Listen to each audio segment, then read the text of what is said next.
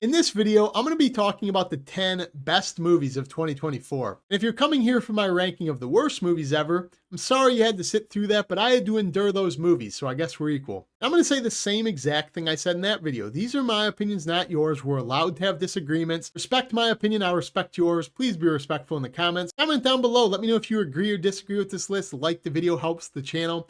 Also subscribe if you haven't already. I make videos like this. Love talking movies with you guys. And be on the lookout. Later this week, I'm going to be doing a ranking video of all the movies I saw this year, all the horror movies as well. So if you're interested in those, they're coming out soon. And obviously, just for the record, I didn't get around to seeing every single movie this year, you know? So if you think there's a movie that got snubbed, let me know down below. Let me know what your 10 favorites of the year are. But this is just my ranking based on the movies I got around to seeing. I guess with that, let's start with the worst of the best. So coming in at number 10 and probably the most forgotten movie on this list, or maybe the most disagreeable, that is The Beekeeper, starring Jason Statham. Came out all the way back in January. Now, everybody I've shown this movie to has had an absolute blast with it. Friends and family. It's just typical Jason Statham, but I think it's one of his best. So if you're into action movies, put this one on your radar. What you have going on is you have Jason Statham. He's a beekeeper, which is kind of a spy for this private organization like a hitman. But he also is a beekeeper, like a legitimate beekeeper. He tends bees and gets honey, and he works for this old lady on her farm. And one day, this old lady that he really likes gets phishing scams, commits suicide, and then he just starts extracting revenge and offing this entire terrorist organization. It's really that simple. There's not a whole lot to say about it. If you love action films, you love his movies, definitely check this one out. It is a really fun time. Very self-aware, stupid movie. There's like an unhealthy amount of bee puns, but they kind of never get old at the same time. You just keep laughing at them. My theater experience for this one was really good. I sat next to this kid who was probably 18 years old, and this kid was cracking up. He was having the time of his life. Probably really elevated my first watch, which I think is really important with these type of films. But yeah, just a stupid, low-hanging fruit. Just don't take it too serious action movie.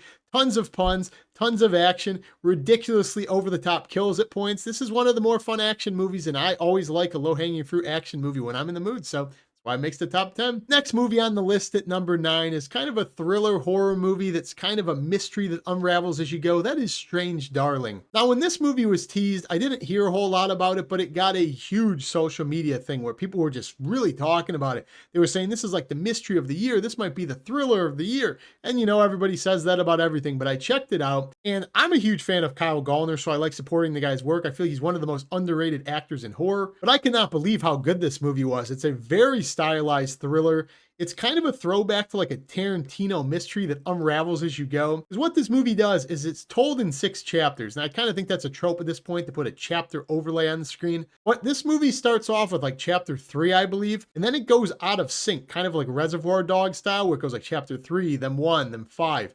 And the story pieces together and unravels unnaturally, but it still flows. It just feels really fun and really fresh.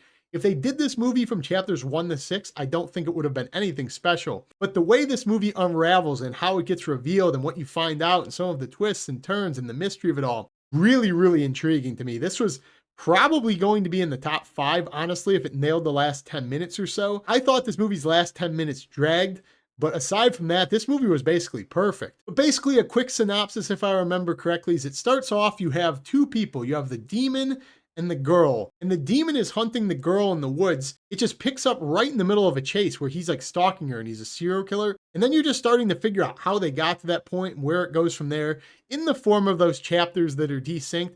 And it's really, really interesting. This is just one of the most well put together thrillers I've seen in a long time. I said my thumbnail for this one, this is one of the most creative thrillers I've ever seen. Stand by it. This is just a really good watch. Very stylistic. Cinematography is great. A lot of like purples and pinks and blues. It's very sharp, stylistic colors contrasting. Awesome score of like this haunting horn every time the demon's on screen. I had a really good time with this one. If you're going to watch anything on VOD, if you love these like cat and mouse thrillers that unravel, I recommend Strange Darling if you've never heard of it. I don't think it's that known of a movie, but it's definitely one of my favorite films of the year. I would gladly rewatch this movie in a heartbeat if I had it. Coming in ahead of that at number 8 is actually the sequel to a movie I liked a lot last year. That is Smile 2. Now, I'm going to be completely honest. I had basically no expectations for this film. I saw the trailer. They're just running on fumes with this idea. It's just going to be people smiling again, and it's just going to be very generic, like they showed all the good jump scares in the trailer to get you to go here. Not the case at all. Naomi Scott, up for an Oscar, please, after this role. She is probably a top 3 performance of the year, in my opinion. absolutely fantastic as Sky Riley. What makes this movie so awesome, in my opinion, and there's kind of a trend that movies are trying to do this now, they create an entirely new pop identity in this as Sky Riley, played by her. And it works because she's a fantastic singer and she's a way better actress than I think a lot of people give her credit for. So you're watching this personality on screen deal with the aftermath of the first movie, this time just on a bigger scale. And it feels like she's a legitimate pop star because she can sing. I'm a sucker for pop music. I think her original songs and her performances are fantastic. And this movie, in my opinion, has some of the best scares of the year. I thought Smile 1 was really good. I think this movie's scares are a lot better than Smile 1. So doesn't work in all capacities because of the way the characters are written. In essence, Sky Riley is kind of an unlikable character. I understand why people take issue with that, but watching her as this giant global superstar pop icon deal with this thing on a massive scale and how it affects her life, how it kind of is symbolic for anxiety. If you were a super famous person, you're a performer. 4 or 5 awesome scares in this movie, in my opinion, where they have super cool setups.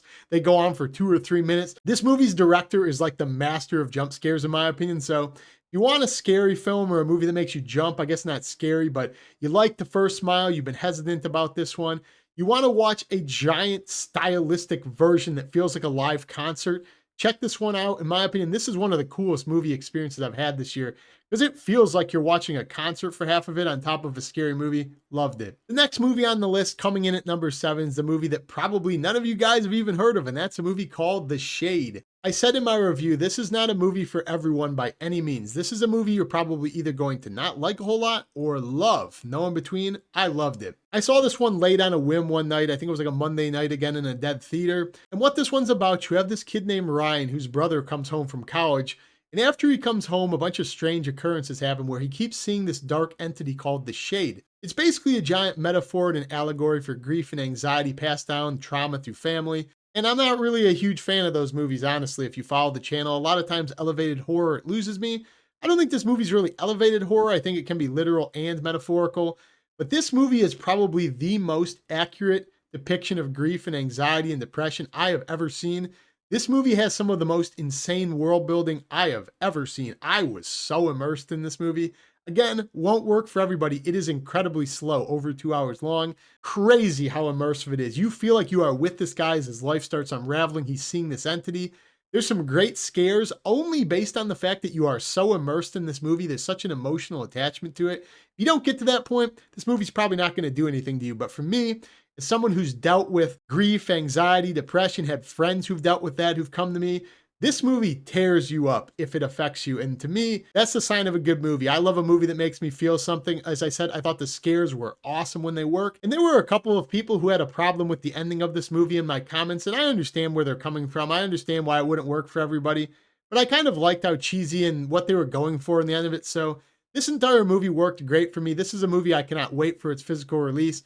I'm going to buy this movie. I'm going to support it. Low budget as hell, but give this one a look if you can get it for cheap on VOD if you're into these types of movies. I think it's fantastic. Getting to the next movie on the list, coming in at number 6, is actually Heretic. Now, much like The Shade, this movie will not be for everybody. Whether or not you like this movie probably depends a lot on your personality. But what it's about, you have these 2 Mormon girls who show up to this guy's house trying to convert him, and he basically puts them through a gauntlet in his house to test their religious faith. And from the moment I saw this movie's trailer, I was captivated with where they could go. This is what I like to call a thinker's movie. Not like all movies don't involve thinking, but this is a thinking person's movie. If you're really somebody who's into religious debate or you're into existentialism, what's our purpose? How did we get here? You know, what do you believe in? Why do you believe in it? Who made you believe in it? How concrete is your belief? If you like asking those questions, basically a giant Reddit religion debate. If you're into that, if you're that person who comments on people's Facebook status and tells them things about religion, because this entire movie is just one giant theological debate that I thought was absolutely captivating. Hugh Grant is this villain. Absolutely awesome. It's really cool to see him do a horror movie. We don't get that a lot. Hope he does a lot more. This is a movie that has not a whole lot going on for it in the first half of the film. It's just people sitting around talking about religion and what they believe in. And I thought it was the best dialogue of the year. It was absolutely captivating to me, to the point I instantly wanted to rewatch this and think over, did I miss anything? Did I miss any of the connotations, the subtleties? Because of the way this movie starts and ends, I was just engrossed with this film. So the only issue I have with this film maybe is the last half of the film, maybe even just the final third of it when you're getting the major reveals. I thought they were a little bit predictable. Some people could say they were a little bit preachy in a certain direction, but for the most part, I thought getting to that point was so good I could forgive it. There was a point in this movie where it goes a little bit supernatural. The mysteries kind of let up, and I thought there was a little bit of a letdown in terms of traditional horror tropes. But getting to that point was so enjoyable. I'm willing to overlook it, and I cannot wait to revisit this movie. That's why it comes in this high. And with that, we've gotten to the top 5. And coming in at number 5, my most anticipated film of the entire year, and I was not let down, that is MaXXXine. A common trend on this list, obviously, is I pick very divisive movies because a lot of people did not like this movie at all for a conclusion to this trilogy. In my opinion, not only is the X trilogy probably the best horror movie trilogy, it's probably the best movie trilogy ever made now. Because for me, I thought this was a perfect ending to a perfect trilogy. I love all 3 of those films. The movie takes place in the 80s during the Night Stalkers era, and you follow MaXXXine Minx once again as a continuation of X. After her adult film career, she's trying to become a legitimate actress now, and you're just watching her unravel the mystery of who's hunting her, who's killing people close to her, and I thought it was interesting enough. I really like some of the kills in this, love the music choices, probably my favorite music soundtrack of the year, and I just, again, I went into a 15-minute review on this one. This is just a world I am engrossed in. MaXXXine Minx, that entire world they've built around her character, everything going on, the stylistic choices, the music choices, I loved it. If Ty West wants to make another 15 of these movies, I'm in the seat. So for me, MaXXXine was everything I wanted in it. It's got this weird Night Stalker angle going on where it's like a giallo and you're trying to figure out who's hunting her. Again, style is through the roof. That's what really makes this movie awesome, in my opinion. You get to see how movies are made in the backside of Hollywood. You get to see some movie sets. Kevin Bacon is awesome in this thing. You got some commentary on the Satanic Panic era.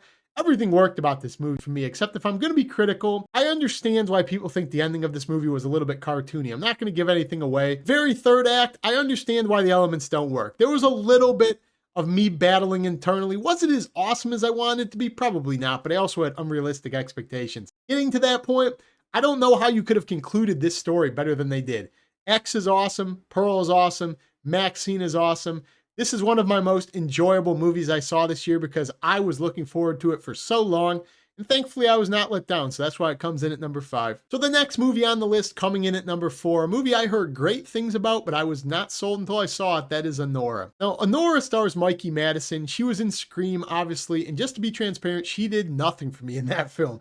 I forgot she was even in Scream. I thought she was such a forgettable role, forgettable acting. So, the hype around her never really bought me in. But after this movie, yeah, she's on my radar. She is absolutely fantastic for numerous reasons if you've seen the movie. But in all seriousness, from the opening scene, wild movie, just absurd amount of sexual content, hilarious film, a lot of stylistic choices, great music. This is one of the most unexpected movies I've seen this year. I did not expect this movie to be as funny as it is. Probably the funniest movie I've seen this year. Because what you have going on, you have Anora, played by Mikey Madison, playing this stripper prostitute, falls in love with this rich Russian kid, and then they elope, get married in Vegas. Life is grand. And the first half of this movie legitimately is just them having sex. That's all it is going around partying, drinking, having sex. And it's just like, what is the point of this film? At what point does it stop? Even though it is entertaining, I'm not going to lie. Second half of this movie, absolute 180. The rich Russian kid's family finds out about the fact that he married a stripper. They are not okay with that because of pride. They demand he annuls the marriage. The kid runs off. And the second half of the movie is the funniest movie of the year when you just have Anora hanging out with these Russian henchmen, trying to find this kid who ran away so they can annul the marriage. And it is absolutely chaotic, comparable to Uncut Gems in some ways, the way it's filmed. People yelling over people constantly. It's a little bit exhausting, honestly, because it's so relentless, people yelling over one another. But the jokes are absolutely fantastic. As I said for the third time, probably the funniest movie I saw this year. I would immediately watch this movie again if given the opportunity. That's how funny it was. Not sure who I would watch this movie around, to be honest, given the first half of it.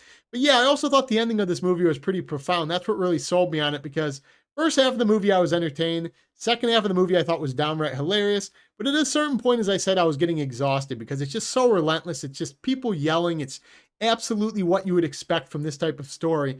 The final 5 minutes, in my opinion, sold me on this movie as being absolutely fantastic. I thought the ending made perfect sense. It was profound. It made her character arc complete. I just thought this movie was absolutely awesome. I recommend it to everybody. And with that, we've made it to the top 3. And coming in at number 3 is probably the strangest movie I saw this year. That is Cuckoo. I'm somebody who just loves weird movies. A big commonality to this list is a lot of strange movies that not a lot of people like, or they're very divisive. Another movie right here, very divisive. I can imagine a lot of people hating this, but I really love this one. What it's about, you have Hunter Schafer playing this girl. She goes away to Germany, I believe it is, to this resort, and these strange occurrences keep happening at this resort. She's hearing things and seeing things. And I'm not going to give away a whole lot because I think this is the definition of a movie that you don't want to know anything about, because it's like that type of film when you go in and you just go, what the fuck? If you have seen this movie and you want to see my unfiltered thoughts, I did an entire spoiler review, so go check that one out. Because this is the type of film you're going to watch and you will immediately either love this film or despise it. You don't get a whole lot of answers for what's going on and you're watching this mystery unfold. And I, again, just thought this movie was absolutely engrossing. I thought this movie was so cool. Cinematography, awesome. The acting performance for Hunter Schafer, awesome. Dan Stevens, I cannot get enough of that guy in horror movie. He is awesome as this like creep. So yeah, this movie is one of the strangest movies. It's probably the most strange and vague review I've ever given. Well, you have this girl going to this resort. She can't stay out after dark because weird occurrences are happening at the resort. And if you like strange movies, like I said, you like movies that are just weird for the sake of being weird, check this one out. Do not watch the trailer. Do not get it spoiled. Cuckoo, number 3, loved it. We have made it to the big 2, and coming in at number 2, the biggest surprise horror movie of the year so far, that is Oddity. Now, this is a movie that has kind of garnered a reputation at this point in horror communities. People say it's the scariest movie of the year. That's actually what I said when I reviewed it. I think it is the scariest film of the year. Really liked the first film by the director in this one, Caveat. So I was expecting more of the same in this one. I did not expect such an upgrade. This is such a vast improvement over that movie, which I already thought was pretty unsettling. But what you got going on in Oddities, you have this girl who runs an oddity shop where she collects possessions from the deceased and she communicates with the dead. She can kind of see things. And that's what this movie's about. You have a character who's blind using possessions of the dead to try to solve her sister's murder. And that's just what this movie's about. It's a giant unraveling mystery, incredibly tense, awesome setup scene. The first 15-20 minutes of this, one of the cooler, smarter, like most interesting scenes in horror this year. This is a movie I like to call incredibly scary. Like, I know people don't like to use the word scary. No movies are scary. I get it. I'm an adult too. I don't really get scared either, but I know what makes a movie scary traditionally. Some people find elevated horror scary. This is old school scare. Like, your heart rate's going to be elevated. You're going to jump from your seat. I'm a pretty hard sell. This movie got me about 4 or 5 times to almost leave my seat. That's how good the jump scares are. Honestly, this movie has 4 or 5 of the best jump scares ever in the same movie. So I will never forget this movie's jump scares. Kind of getting the chills just describing this movie, thinking of some of the scenes that I was like, what the fuck? This movie is just wild. So it's on Shudder right now. Unraveling mystery, very low budget, but very effective. If you want a scary movie this year, check out Oddity. In my opinion, will not disappoint. Loved it. We've officially made it to my favorite movie of the year, and it's no surprise to anybody who follows my channel. I've gloated about this movie for so long. That is Abigail. And this is a silly, fun vampire movie about a ballerina vampire. This is special to me for numerous reasons now. It's the first time I ever got invited to an in-person screener. It's kind of the first time my channel started seeing some real traction. And I just had a blast with this film. I love the cast of it. Dan Stevens, Melissa Barrera, the girl who plays Abigail is fantastic for a child actor. The funny story of her not even being able to get into see her own movies, she's so young. But this one's just a blast from the past, from Ready or Not. It's very Lost Boys Fright Nighty humor. You have this group of mercenaries, they kidnap this vampire, they're supposed to hold her overnight, and they don't know she's a vampire, and then halfway through the night she changes and they're trying to survive the night. Ridiculous, over-the-top humor. This is probably just the most fun movie-going experience I had in the movie theater, to the point I'm definitely going to own this movie, and this is going to be a lifelong classic for me when it comes to vampire films. It's already in my top 5, possibly top 3 vampire films. Again, won't be for everybody. It's kind of a little bit silly, but for me, this movie did everything I want in a vampire movie. I am a fan of the throwback Lost Boys, From Dusk Till Dawn, Fright Night, that silly, fun vampire movie. I don't really like the super slow. I like a fun time with a vampire movie, and this movie gives me everything I want. Iconic villain, awesome performances, super fun unraveling mystery to show to someone if they don't know what this movie's actually about. So I've seen this movie a couple of times since. I've shown it to a couple of people. Everybody I've shown it to loves it. Abigail is my favorite movie of the year, and that has not changed since I saw it all the way back at the beginning of the year. Awesome movie. Check it out if you haven't. Number 1. But there you have it, guys. That is my list for my 10 favorite movies of 2024. Do you agree, disagree? Comment down below. As I said, let me know your favorite 10 movies. Maybe I didn't get around to seeing them. Maybe I'll put them on my list. Maybe I'll check them out next year whenever I can get to them VOD. As always, like the video. Helps me out a lot. Subscribe if you haven't already. Join me. I love talking movies to you guys. I got more videos like this to come. Take it easy, guys. Happy holidays. Peace.